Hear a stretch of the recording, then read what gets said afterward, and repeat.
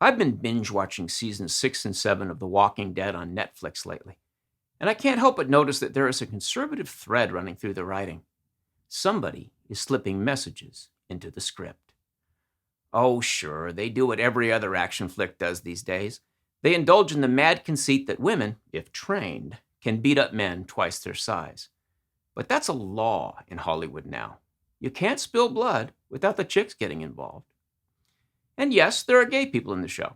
So what? Who cares? But the core of the thing is some old school shit. The intrepid, unstoppable leader, Rick Grimes, was a cop when the zombies arrived. And his alpha energy is rarely questioned and never mocked. The show glories in the role of a man as both provider and protector. That's refreshing in this anti-male era. The uber villain at this juncture is Negan, probably the purest embodiment of evil ever to scare the crap out of a cable TV audience. Unless we're counting Jon Stewart. How does Negan function? Through heavy taxation. He finds groups of people who are self-supporting and forces them to give half of everything to him.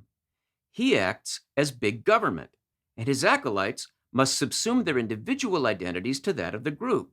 When asked their name, they must answer, Negan.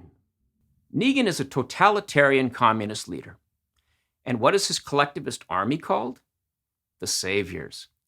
If I had $1 for every time I have called leftism a saviorist philosophy, I could relax about paying my taxes when Negan's thugs come back next week. That's the underlying plan of the left. They want to control the means of production, enforce speech codes, and make you believe that only they can save you from the perils of existence.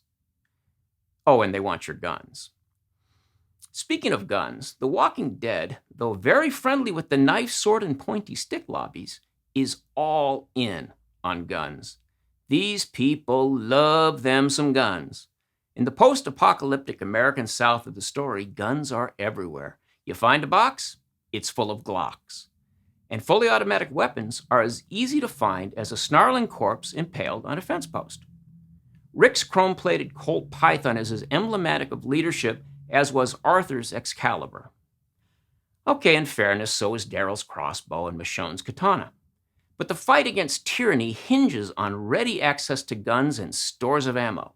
This show has got to have some conservatives in the writer's room. And who are the walkers? They are people who have died and don't know it. They lurch about ripping the flesh off people who were once their neighbors.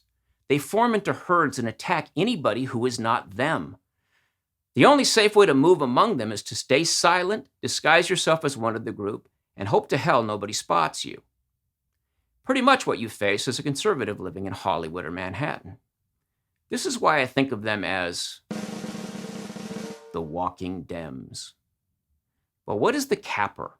How do I know beyond a shadow of a doubt that there are conservative spies within the production team? The way that race is handled. Unlike almost every other Hollywood production I can name, black people in this show are treated like, well, people. They are not shown as either super wise or faultlessly brave. They are just as likely as the white characters to be either wise or brave. Interracial couplings are neither avoided nor focused on. Relationships develop, loyalties are tested, hearts break and are reborn, all inside an unself-consciously integrated coalition of survivors. And the groups of villains are also integrated. And nobody makes a big thing out of that either. To this show, color is utterly irrelevant. Pods of survivors are either good or bad in accordance to the values they hold, regardless of ethnicity. Same goes for gender and sexual preference. That's how I know that left-wing activists do not control the making of The Walking Dead. At least not entirely.